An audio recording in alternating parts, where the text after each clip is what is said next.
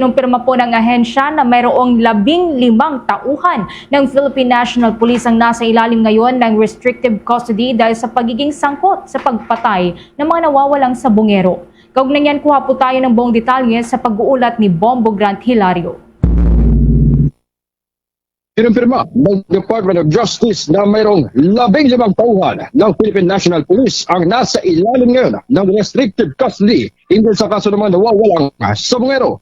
Ayon mismo kay Justice Secretary Remulla, ang mga pulis na ito ay isinailalim sa naturang restriksyon upang hindi na makapanakit pa. Paliwanag kasi niya, ng 15 tauhan ng pambansang pulisya ay sangkot umano sa pagpatay ng mga biktimang sabongero na magpasanggang ngayon ay hindi pa rin nahahanap. Kaya't kanyang tiniyak ang patuloy na pag-iimbestiga ng kagawaran kasabay ng pagsigurong hindi sila titigil hanggat walang naisisilbing justisya, lalo na para sa mga kaanak ng mga sabongero. Habang kaugnay naman sa hawak nilang testigo na si alias Totoy o Julie Dondon Patidongan, ibinagi ni Justice Secretary Remulla na ito'y nasa pangangalaga na ng Philippine National Police. Ay mayroon na silang ugnayan ni PNP Chief General Nicolas Torre III sa pagprotekta kay alias Totoy, lalo na sa kaligtasan ng kanyang buhay. Narito ating pakinggan si Secretary Jesus Crispin Remulla ng Department of Justice.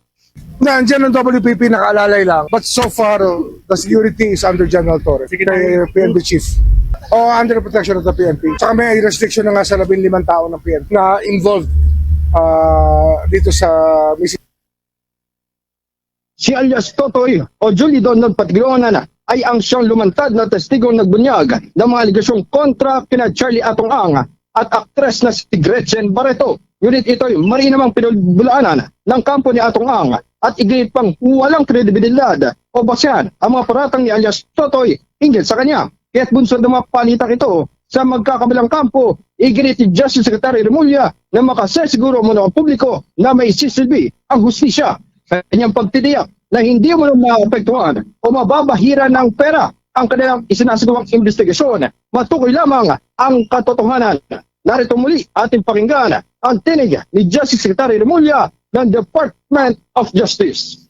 Hindi namin titigilan to. Talagang kailangan ng hustisya. Alam mo, ang kaluluwa natin bilang mga Pilipino nakataya rito, dapat dito hindi tayo pumapayag na pera-pera lang ang naging Panginoon ng Pilipinas.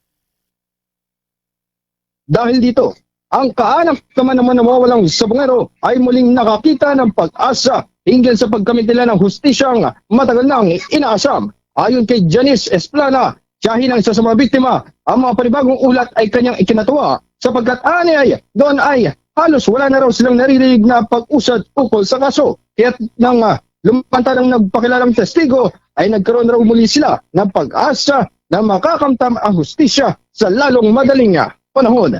Narito naman ating pakinggan si Janice Esplana, isa sa mga kanak ng mga biktimang sabongero.